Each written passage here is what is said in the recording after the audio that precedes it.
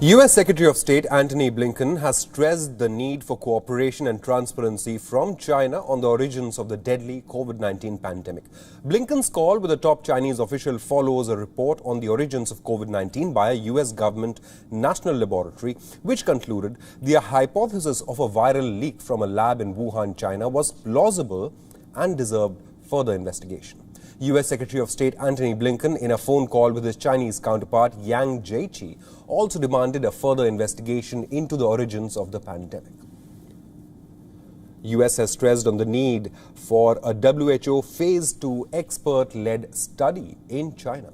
Now, according to agencies, China's top diplomat Yang called the Wuhan lab leak hypothesis an absurd theory. He expressed to Blinken Beijing's serious concern that some people in the U.S. were spreading the, quote, absurd story about the COVID or coronavirus escaping from a Wuhan laboratory. During the phone call, Antony Blinken raised other contentious topics as well, including what Washington describes as a genocide of the Muslim Uyghurs in China's Xinjiang region, concerns over the deterioration of democratic norms in Hong Kong, and repeated violations of Taiwan's airspace, along with Chinese pressure tactics. Now, Blinken's comments on Taiwan followed a visit to the island last weekend by 3 U.S. senators on a U.S. military aircraft. They met Taiwanese President Tsai Ing-wen and announced the donation of 750,000 COVID doses or vaccines by the U.S. to Taiwan.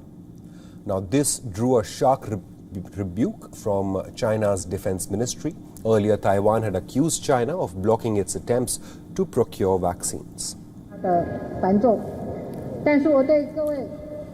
The call came ahead of a G7 summit in Britain attended by U.S. President Joe Biden that is expected to be dominated by Washington-led efforts to counter China's growing influence. The world's 2 largest economies are deeply at odds over issues ranging from trade and technology to human rights and the coronavirus. In the past 8 days, Biden updated an executive order banning U.S. investment in companies linked to China's military and rolled out steps aimed at China to shore up U.S. supply chains.